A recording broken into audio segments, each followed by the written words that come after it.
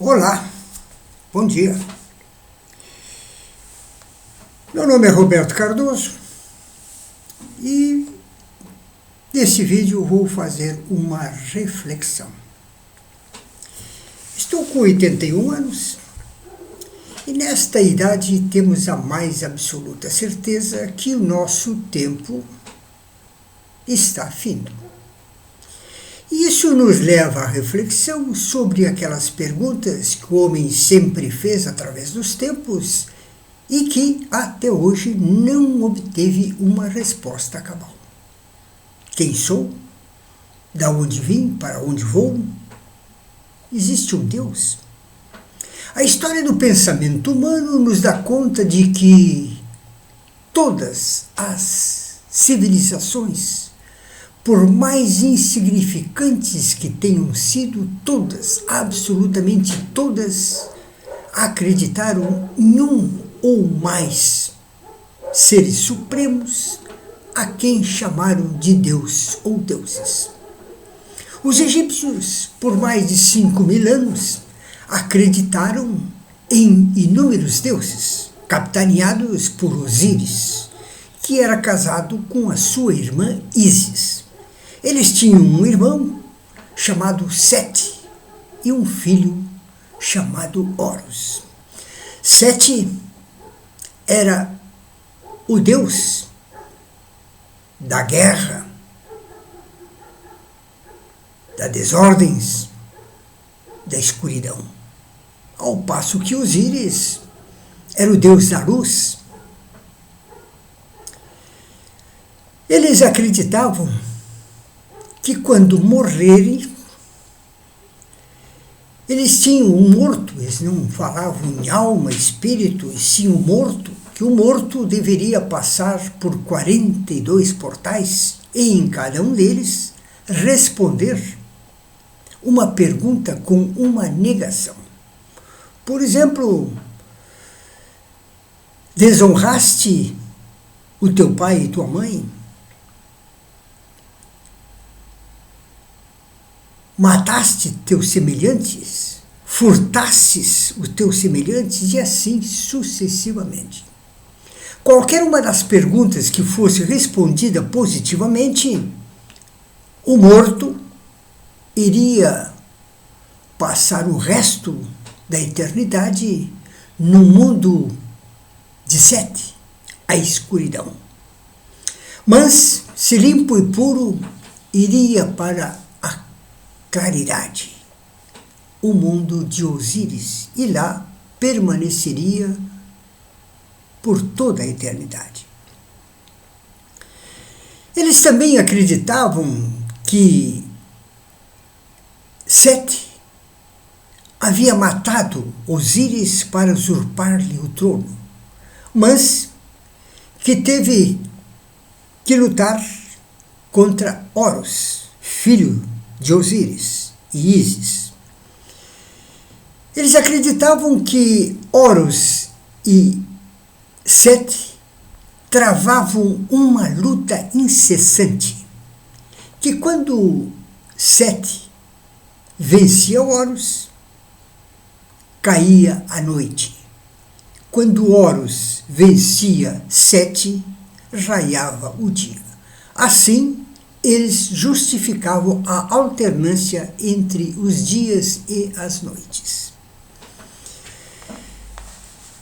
Mas, hoje, algumas das religiões, principalmente as religiões hebraicas, elas tiveram o seu início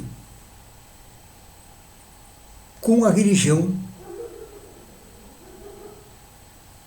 essas que acreditavam em Sete e Osíris, ou seja, dos egípcios. Mas vamos fazer um paralelo como isso aconteceu. A história de Moisés todo mundo conhece. Moisés foi abandonado pela sua mãe num rio, numa cestinha, e foi pego pela irmã do faraó, que o criou como filho. Então Moisés era fazia parte da família do faraó. E naquela época existia o livro dos mortos, que era só acessado, ou seja, tinha o conhecimento sobre o que estava nesse livro apenas os sacerdotes, a família do faraó e os escribas. Claro que Moisés, como filho da irmã do faraó, tinha conhecimento do livro dos mortos.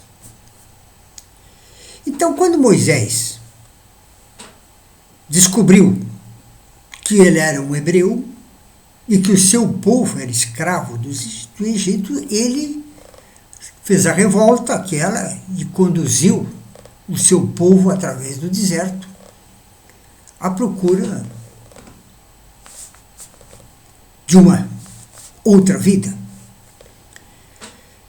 Mas vejam bem, quando eles estavam já há algum tempo caminhando no deserto e que havia agora uma descrença entre o que Moisés dizia, que Deus falava com ele, etc., Moisés tinha que dar uma solução para isso aí. Então o que ele fez? Ele subiu no monte Sinai e lá por 40 dias e 40 noites, ele esculpiu numa pedra os 10 mandamentos. Mandamentos esses que ele tirou do livro dos mortos, daquelas 42 negações. E se você comparar os 10 mandamentos de Moisés com o que está no livro dos mortos, 42, você verá que ele pensou apenas 10 para colocar nos 10 mandamentos. Só que ele, em vez de fazer uma pergunta a ser respondida com uma negação, ele criou uma sentença: não matarás, não furtarás, não cobiçarás a mulher do próximo. Lá estava, não fornicarás. Aliás, fornicaste com a mulher do teu semelhante. Ele colocou, não cobiçarás a mulher do próximo. Então, aí ele desceu de lá e disse: olha, Deus me deu esses 10 mandamentos que devem ser cumpridos. Ora, todo mundo sabe que Moisés era um tirano. Tá? Tanto que ele dava as ordens e botava na vara e machucava as pessoas que não queriam obedecê-los. Então, esse tirano chamado de Moisés é que criou os 10 mandamentos. Bom, mas crenças são crenças e por aí vai afora. Então vejam bem, as religiões que hoje nós temos, por exemplo, o islamismo, o catolicismo, tudo isso tem raízes lá na religião dos egípcios. Então, todas, no meu conceito, claro, muito individualmente, todas as religiões foram criadas pelo homem para subjugar o próprio homem. Mas, continuando, os gregos, por sua vez, também por centenas ou milhares de anos acreditavam nos deuses do Olimpo. Só que os deuses do Olimpo, para os gregos, eles eram indestrutíveis. Eles eram imortais, ao passo que os humanos eram simples mortais. Mas o grande sábio, ou seja, o pai da filosofia, Sócrates, não se conformando com a finitude, ou seja, com o fim do ser humano apenas, ele criou um novo conceito para a religião da cidade, dizendo o seguinte, que quando nós nascemos, o nosso corpo aprisiona o espírito e o mantém prisioneiro por toda a vida, apenas o libertando com a morte. Claro que essa modificação que Sócrates fez na religião da cidade, das crenças da cidade, não era religião, eram as crenças da cidade, foi um dos 3 motivos que o levaram à pena de morte por ingestão de cicuta. Mas vejam bem, agora os católicos pegam essa dualidade criada por Sócrates e criam para a religião católica os conceitos de alma, corpo e alma, ou seja, matéria e espírito, que quando a pessoa morre, claro que o espírito deixa a pessoa e esse espírito é eterno. Irá para o inferno se foi ruim ou irá para o céu se foi bom. É interessante isso, né? As religiões vêm se formando uma, sustentando a outra. Mas vejam bem, vamos falar agora sobre uma religião também muito processada, que é a religião espírita. Da onde surgiu, da onde Allan Kardec tirou essas ideias do espiritismo? Também dos gregos. Os gregos tinham um deus, que era um deus muito venerado pelos gregos. Ele chamava-se Apolo. E Apolo, sendo um dos deuses mais influentes para os gregos, tem uma história muito interessante.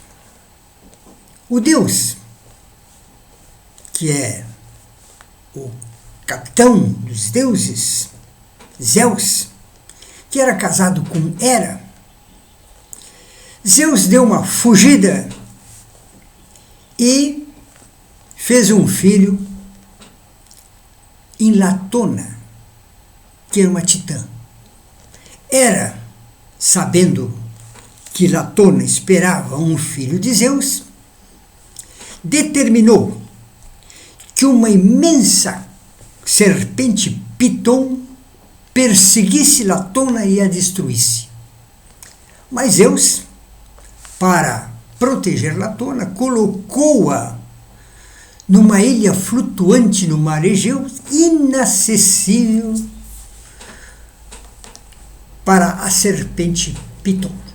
Lá nasceram Apolo e Diana.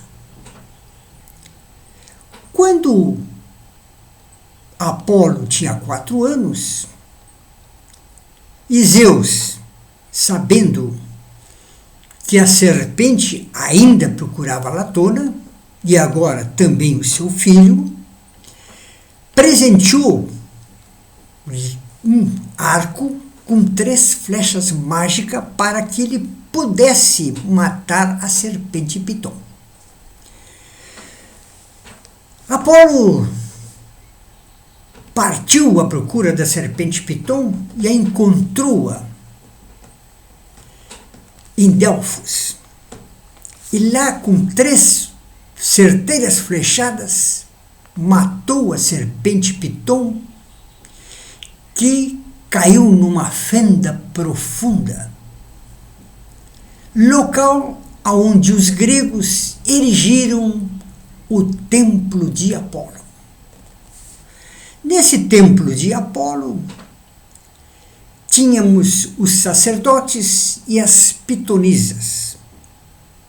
As pitonisas eram mulheres castas que, sentadas num banquinho de 3 pernas sobre a fenda aonde jaziam os restos mortais da serpente Piton, elas entravam inebriadas, evidentemente, pelos miasmas e odores provenientes das profundezas daquela fenda, entravam em transe e se comunicavam com o deus Apolo. Qualquer um que quisesse ter acesso a Apolo, se aconselhar com Apolo, o fazia através das pitonisas. Claro que antes tinha que deixar no templo ouro, prata, outras preciosidades que lhe davam acesso a falar com as pitonisas. Então vejam bem, isso tudo está na história dos gregos. Agora, esse influente deus grego, quando o príncipe da Pérsia, Xerxes, marchou contra a Grécia com seu exército de mais de 200.000 homens, ao passar por Delfos, eles mataram todos os sacerdotes e as pitonisas, furtaram todas o tesouro do templo, incendiaram e destruíram, não deixando pedra sobre pedra. E o influente deus Apolo nada fez, caindo evidentemente em descrédito. Então, Allan Kardec, no meu modo de ver, conhecendo essa história das pitonisas, ele ligou agora que um médium entraria em transe e se comunicaria com os espíritos. E assim criou, evidentemente, o espiritismo. Não sei se é válido ou não, mas fica aqui o conceito. Também os nórdicos, os vikings, eles acreditavam também em vários deuses, sendo esses os principais,